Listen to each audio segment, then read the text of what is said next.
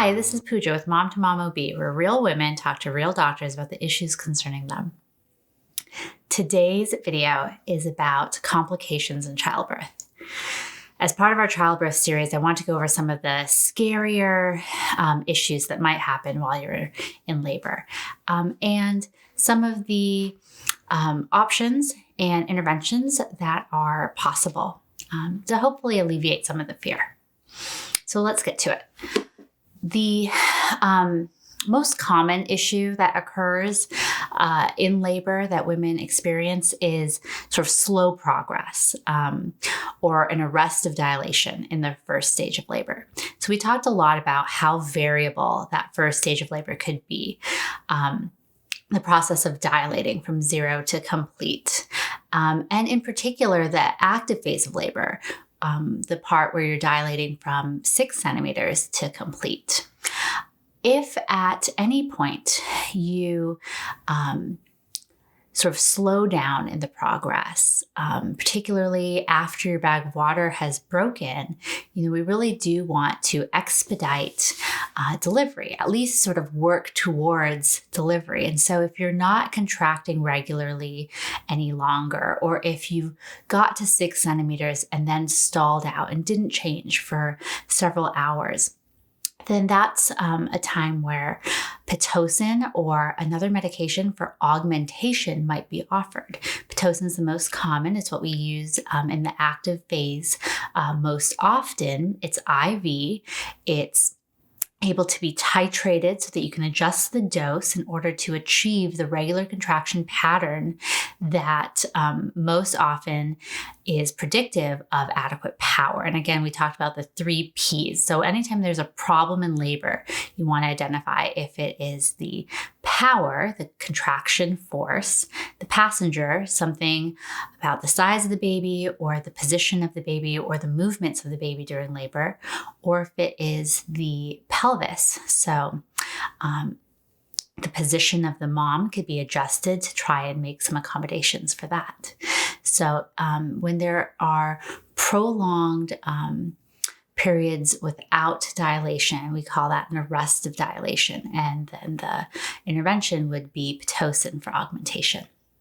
The next issue that happens very often is abnormal fetal heart rate tracings. Fetal heart rate patterns are categorized as 1, 2, or 3.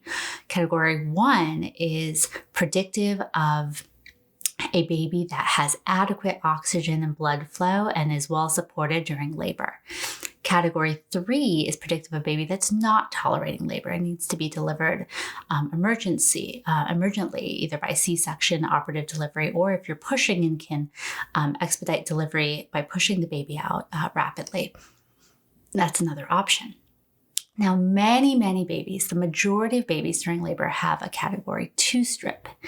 So a category 2 strip is left up to the obstetrician to kind of tease apart, to watch, to provide interventions, and to try and remedy if they can. So a category 2 strip is when a baby has some signs of reactivity and good support and good oxygen, but may have episodes where the heart rate becomes slow. Often this will happen at the time or right after a contraction. And so the obstetrician has to figure out whether or not this baby is going to do okay tolerating labor. And so if you're early in your labor and have a persistently category 2 strip with these episodes where the baby's heart rate becomes slow, doesn't have a lot of reactivity, takes a long time to sort of have the heart rate pick back up to the normal baseline, and you're not making as much progress and augmentation is no longer an option because baby wasn't tolerating the contractions, now you're looking at another reason why a C-section might be offered. Or if you're very close to delivery in the second stage of labor, you might be able to push more effectively and expedite delivery that way, or have an operative delivery. So let's talk a little bit about an operative delivery, because I've mentioned that several times now as a potential intervention for these problems that might occur in labor. An operative delivery is a vaginal delivery that's assisted by a tool, either a vacuum or forceps. You still have to push effectively. It still requires a ton of maternal effort, but your OBGYN would be able to help you with one of these tools. Now, that help does come with some risks. So, there's risks to bruising or lacerations of the baby's head. And there's also risks of lacerations or trauma to the maternal vagina or perineum. So you can have larger tears or more blood loss from trauma from one of these instruments. So there are some risks. So you have to consider the risks and the benefits when determining if one of these tools is going to be right for you.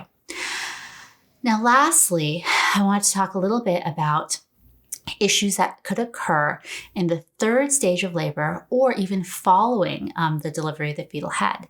So, we talked about second stage of labor was pushing and delivering the fetal head and then delivering the body.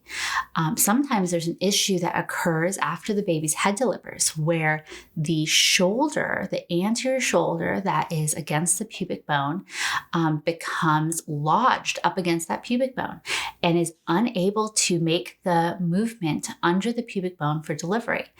And if that happens, that's called a shoulder dystocia, and there are maneuvers that your OBGYN can do, both maternal repositioning as well as maneuvers to reposition the baby that can facilitate with delivering that anterior shoulder.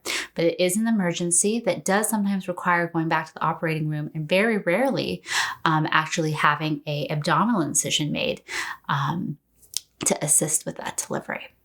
And then, lastly, in the third stage of labor, after the baby's delivered, when the placenta is delivering, that's another time where there can be complications that occur.